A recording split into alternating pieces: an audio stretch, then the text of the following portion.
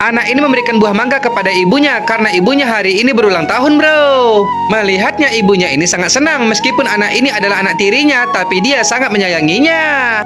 Dia memeluk anaknya itu dan bertanya, dari mana kau dapat? Tapi tiba-tiba adiknya berkata dia mencurinya dari kebun Paman Ragu. Seketika ibunya terkejut dan bertanya, apa betul kau mencurinya? Tidak, Bu, jawab si Sipa. Tapi adik tirinya ini terus menghasut ibunya, bro, sehingga ibunya pun jadi marah.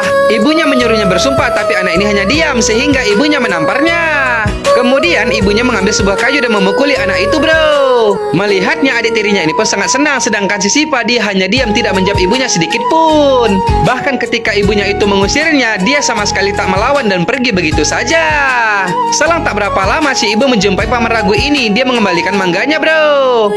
Dia merasa sangat malu dan meminta maaf kepadanya karena si Sipa telah mencuri dari kebunnya si Paman. Apa yang kau katakan, ujar si Paman, dia tidak mencurinya, dia membelinya. Ibunya pun jadi heran. Ternyata si Sipa telah bekerja di kebunnya seharian untuk membelikan mangga itu. Mengetahui kalau anaknya tidak mencuri, ibu ini pun merasa sangat bersalah. Dia langsung mencari si Sipa, bro. Setelah anak itu ditemukan, dia pun langsung membawanya pulang kembali. Si ibu semakin sayang kepada anaknya itu, bro. Tapi melihatnya adik tirinya ini semakin jengkel, dia merasa cemburu.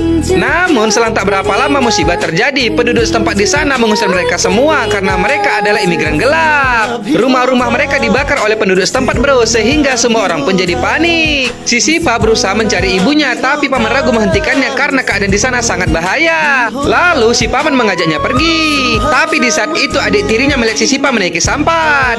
Melihatnya dia pun sangat senang, bro. Tapi bukannya memberitahukan kepada ibunya, dia malah mengatakan kepada ibunya kalau si Sipa berada di rumah mereka yang sedang terbakar. Seketika ibunya pun menjadi histeris. Ibunya itu sangat sedih, bro. Dia mengira si Sipa telah tewas di dalam rumah mereka yang sedang terbakar. Lalu keesokan harinya rombongan si Sipa telah sampai di suatu kota dan mereka ditampung oleh seorang penjahat, bro.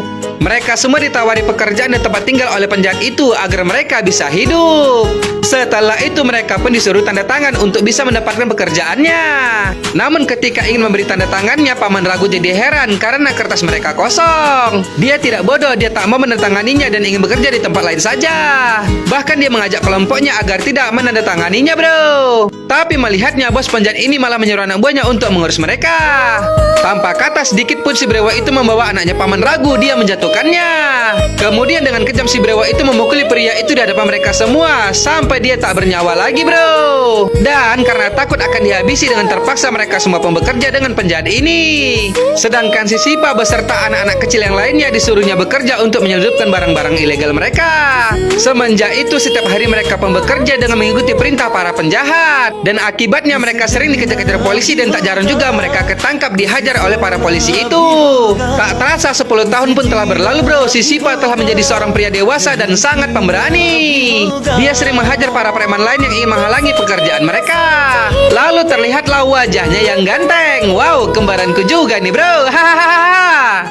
Dia sedang berhadapan dengan para preman yang ingin merebut pekerjaan mereka. Tapi ketika mendekat, tepak, tepuk, tepek, terbang melayang, bro. Ternyata selain kembaran, dia juga muridku. Semua jurus-jurusku telah dikuasainya. Jadi dengan mudah para preman itu dijatuhkannya, ditendangnya sampai terseret dan terdumpang secara bersama-sama. Wow, kekuatannya sangat mengerikan. Dengan isi serangan mereka ditahan dan ditumbangkannya satu persatu. Bos preman ini menyerang, namun mencoba dapat mengatasinya dan menghajar juga, bro. Lalu tangannya dipitingnya, kemudian debam dipukulnya sampai kesakitan. Mereka hanyalah butiran debu di mata Bang Coga. Dalam sekaligus dia dapat mengatasinya. Dengan jurus salto indahnya mereka semua pun rata dibuatnya, bro. Wadidaw, berani macam-macam mereka. Abang ganteng nih, bos, bukan kaleng-kaleng. Hahaha. Oke, bro, cerita ini sangat seru. Bagaimanakah cerita selanjutnya? Jangan lupa tonton terus ya, hanya di Snack Video.